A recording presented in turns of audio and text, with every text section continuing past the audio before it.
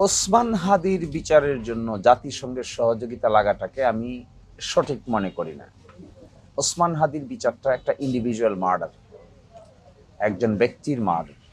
এই ব্যক্তির হত্যার বিচার যদি একটি জাতি করতে না পারে, এর জন্য আবার তৃতীয় পক্ষকে ডেকে আনতে হয়, তাহলে এতে নিজেদেরই দুর্বলতা প্রকাশ হয়। তা আমি এক্সপেক্ট করেছিলাম যে ওসমান হাদির বিচারের এভিডেন্সগুলো খুব দ্রুতই বাংলাদেশের আইন শৃঙ্খলা বাহিনী জোগাড় করতে পারবে। এখানে জাতিসংঘকে আমন্ত্রণ জানিয়ে কি এক্সপেকটেশন করা হচ্ছে তা আমার কাছে ক্লিয়ার না। আমি মনে করি this is not the good way. Good way হলো বাংলাদেশের ইন্টারনাল মেকানিজমে একটা মার্ডার কেসের বিচার করার সক্ষমতা একটা দেশের থাকা উচিত। যদি না থাকে, তাহলে এটা দেশের জন্য ভালো কোনো সংবাদ বয়ে নিয়ে আসবে না। আর আইন শৃঙ্খলা বাহিনী সাংবাদিকদের উপর আক্রমণ করেছে আমি দেখেছি। ফার্স্ট কথা হলো,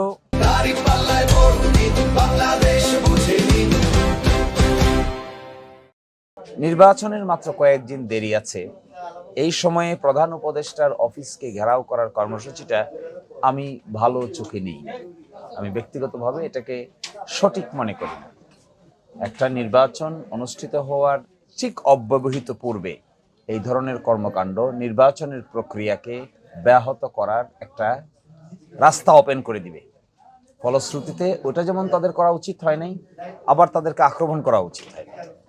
কেউ যদি এরকম করে থাকে, তাদের সঙ্গে বুঝিয়ে সমঝিয়ে আলোচনার ভিত্তিতে সমাধান করা উচিত ছিল, ফোর্স ইউজ করা উচিত না। ওই দিনকার কর্মকাণ্ড দেখে মনে হয়েছে যে 5ই আগস্টের পরে সম্ভবত বাংলাদেশের পুলিশের এখনো কোনো শিক্ষা হয়নি।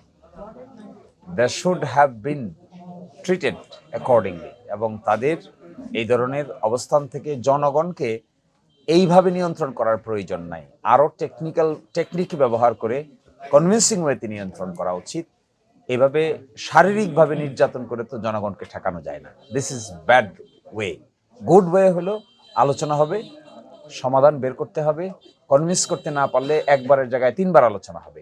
তাই বলে কারো গায়ে আঘাত দেওয়াটা কোনো যুক্তিসঙ্গত কথা হতে পারে না।